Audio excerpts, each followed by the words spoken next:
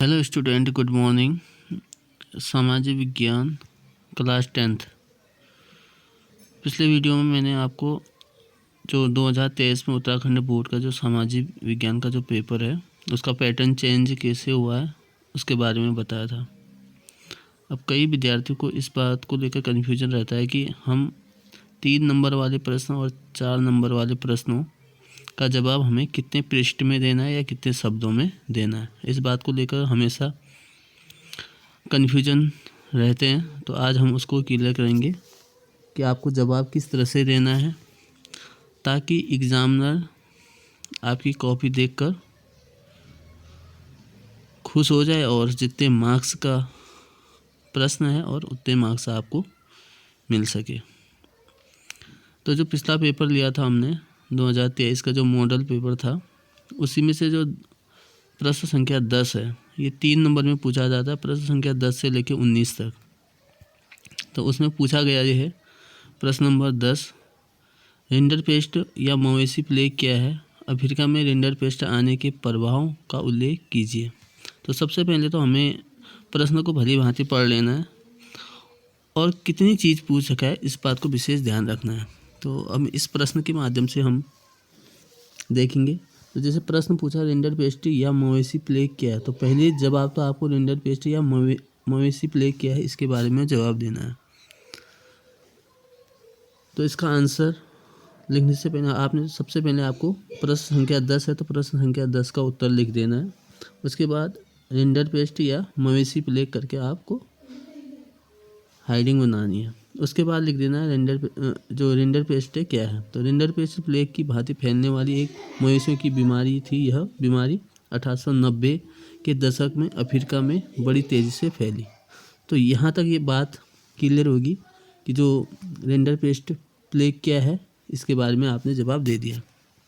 उसके बाद पूछा है प्रश्न में, अफ्रीका में रिंडरपेस्ट आने के प्रभावों का उल्लेख कीजिए। तो उससे क्या प्रभाव पड़ा अफ्रीका में, तो हम फिर हेडिंग बना देंगे, अफ्रीका में रिंडरपेस्ट आने से निम्न प्रभाव पड़ा। ठीक है। अब जो लिखने के लिए विशेष ध्यान रखना है कि आपको काली और नीली पेन का सही कॉम्बिनेशन होना चाहिए।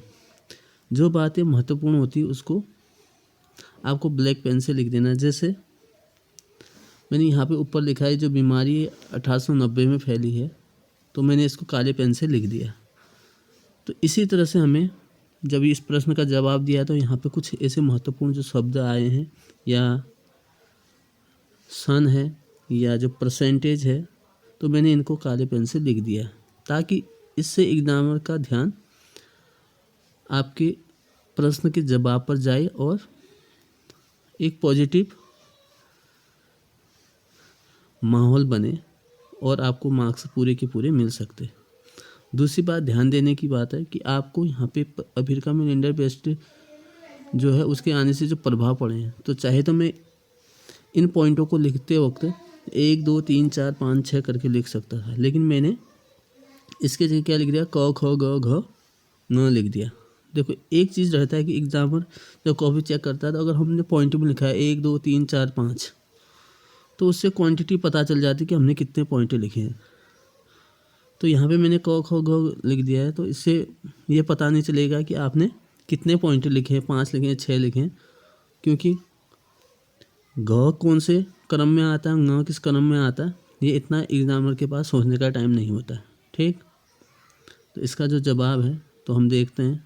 तो अफ्रीका में रिंडरपेस्ट आने के प्रभाव, जैसे पहला पॉइंट लिख दिया मैंने, अफ्रीका में 1890 के दशक में रिंडरपेस्ट नामक बीमारी बहुत तेज़ी से फैल गई। दूसरा लिख दिया, मवेशियों में प्लेग की तरह फैलने वाली इस बीमारी से लोगों की आजीविका और स्थानीय अर्थव्यवस्था पर गहरा या गहरी, यानी यहाँ पे गहरा या गहरी प्रभाव पड़ा, क्योंकि जो अफ्रीकी जो लोग थे वो पशुपालन पर ज़्यादा आधारित थे, उनकी आजीविका का मुख्य साधन भी था। तो बीमारी आने से कई सारे जो मवेशी हैं वो मर गए। गौ लिख दिया है मैंने। उस समय पूर्वी अफ्रीका में एरिस्ट्रिया पर हमला कर रहे इतावली सैनिकों का पेट भरने के लिए भी जो एशियाई देशों से जानवर लाए जाते थे, अब उसकी भी कमी हो गई।